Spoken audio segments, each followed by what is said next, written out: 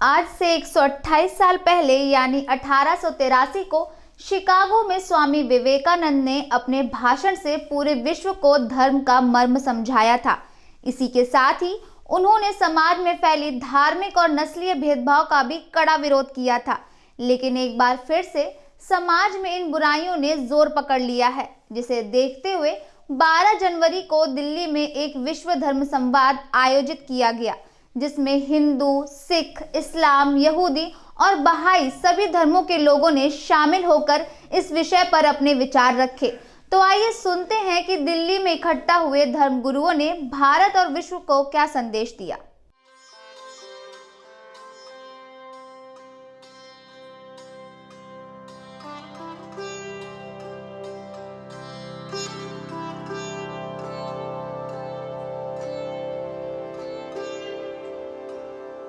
देखिए, जहाँ तक संवाद का जिक्र है, जब संवाद की बात होती है तो अनेक प्रश्न मन में यूं ही उठते हैं कि भाई संवाद क्यों, क्या कोई विवाद है, उसके लिए संवाद कर रहे हैं। लेकिन इस प्रश्न का उत्तर बहुत विस्तार में हमारे आज के सम्मानित अतिथि देंगे। लेकिन उससे पहले बस मैं एक कहना चाहता हूँ भूमिका के तौर पर कि संवाद भारत की प्राचीन परंपरा है। जीवन के हर प्रश्न का उत्तर पाने के लिए हमने हमेशा से भारतीय समाज में संवाद का ही सहारा लिया है।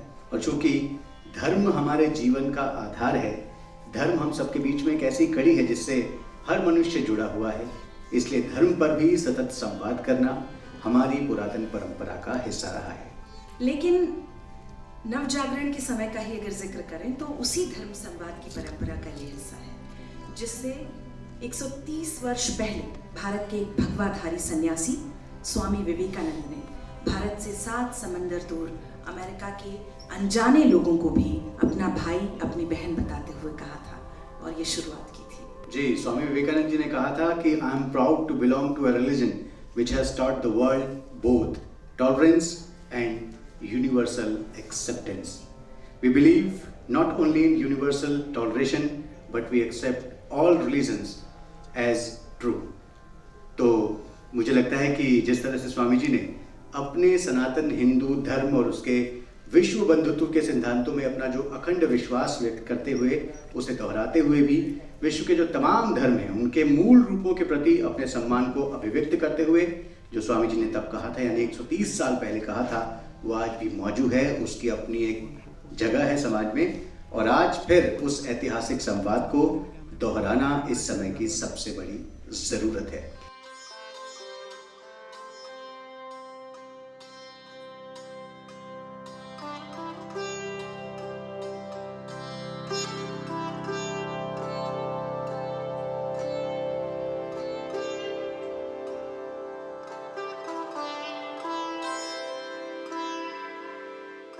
जो कथनी हम कहते हैं उसी के अनुसार हम करनी करते हैं। भगवान महावीर को हम सब मानते हैं, लेकिन महावीर की कोई नहीं मानता है। भगवान राम को सब मानते हैं, लेकिन राम की कोई नहीं मानता है। भगवान बुद्ध को सब मानते हैं, लेकिन बुद्ध की कोई नहीं मानता आज के समय में। इस्लाम को सब मानते हैं, लेकिन अल्लाह ताला की कोई नहीं मानता। आज ईसाई को सभी मानते हैं, लेकिन यीशु की कोई नहीं मानता। सब अपनी मनवाते हैं। इस कारण से संपूर्ण ब्रह्मांड के अंदर यह समस्या पैदा हो गई है। मैत्रीता, जिसको जैन दर्शन के अंदर कहा गया कि खामे मी सब जीवे सभ्य जीवा खमन तुम्हें मित्ति में सब भुए सुवेरा मज्जन के नहीं। मेरा किसी व्यक्ति से, किसी जीव मात्र के प्रति क्या है? वैर नहीं है, प्रेम है, करुणा है, मैत्री है, अहिंसा जिसको कहा गया।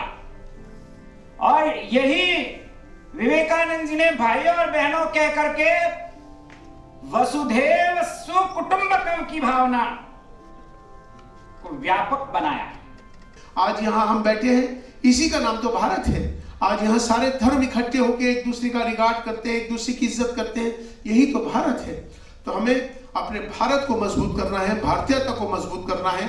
आज जिस स्वामी विवेकानंद जी के जो गुरु जी थे, उनका नाम था स्वामी रामकृष्ण परमहंस जी। आपने पढ़ा होगा, मैंने भी कलकत्ता में गया था। उन्होंने एक मस्जिद का निर्माण किया और वो मस्जिद में जाकर इबादत करते थे। स्वामी विवेकानंद जी को अगर आप पढ़ेंगे, स्वामी विवेकानंद जी भी सभी धर्मों के साथ उनका सभी धर्मों का आदर सम्मान था।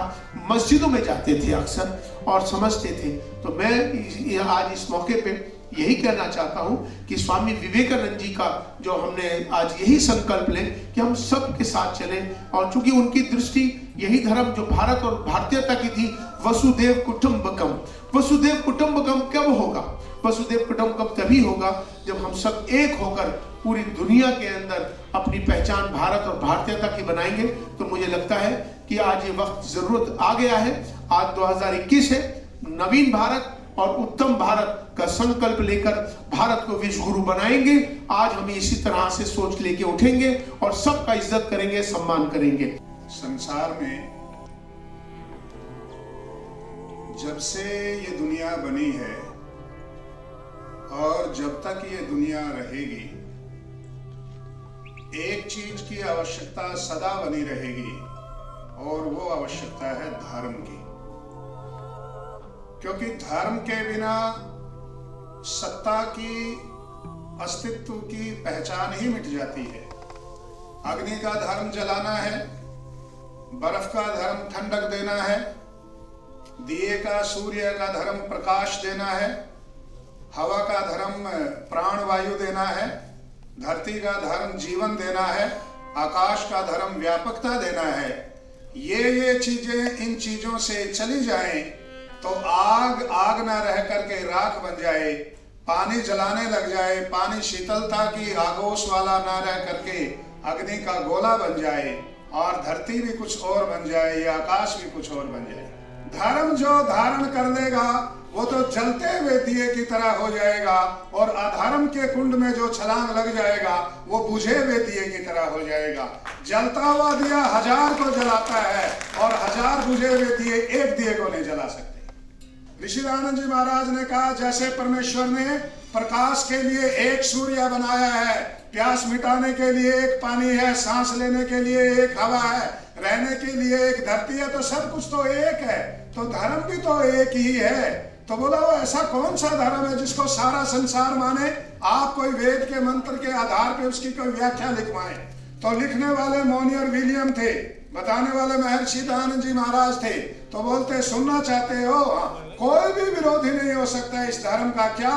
सत्य अनुकूल, न्याय अनुकूल, पक्षपात रहित आचरण का नाम धर्म है।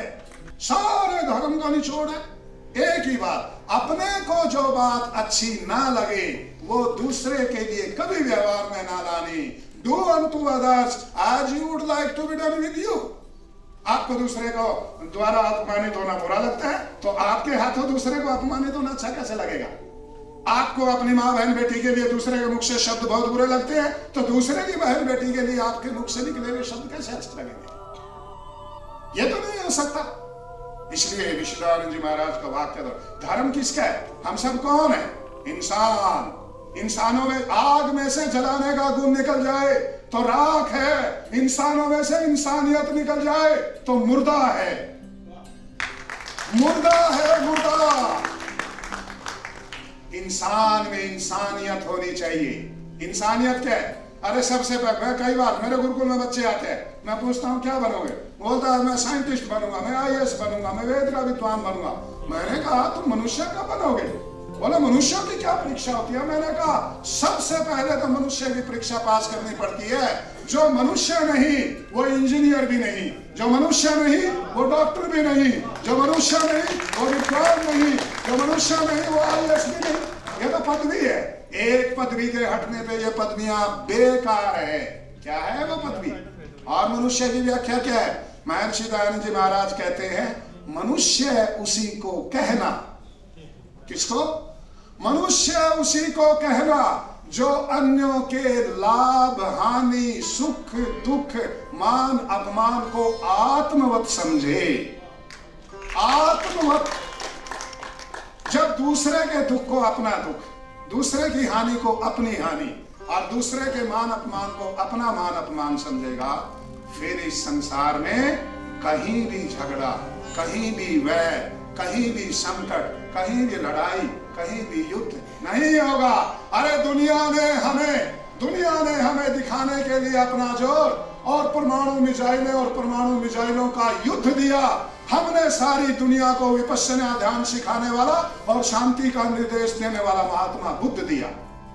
ये भारत की देन है। भारत के ऋषि हिमालय पर्वत पर बैठे होते हैं, दुनिया एक संदेश लेने आती है। किसका? मानवता का। कभी भी ये नहीं कहा कि हम आपको कुछ और सिखाना ही नहीं। मानव को मानवता सिखा दो, दानवता हार जाएगी। मानवता से मानवता निकाल दो तो दानवता जीत जाएगी। हमने मानवता सिखानी है, दानवता को हराना है। यही हम सबका लक्ष्य है, यही उद्देश्य है। इन्हीं शब्दों के साथ पूर्ण। इस संवाद में सारे धर्म गुरुओं का यही कहना है कि धर्म ग्रंथों की बात तो सब करते हैं, लेकिन उन पर अमल कुछ ही लोग करते हैं। जैसा कि हम सब जानते हैं कि सभी धर्म एकता, भाईचारा और शांति का संदेश देते हैं। ऐसे में किसी भी धर्म पर टिप्पणी करना और नस्लीय भेदभाव फैलाना समाज को कमजोर करने जैसा है और इन्हीं बुराइयों को समाज से हटाने और धर्म से लोगों को जोड़ने के लिए इस समारोह का आयोजन किया गया।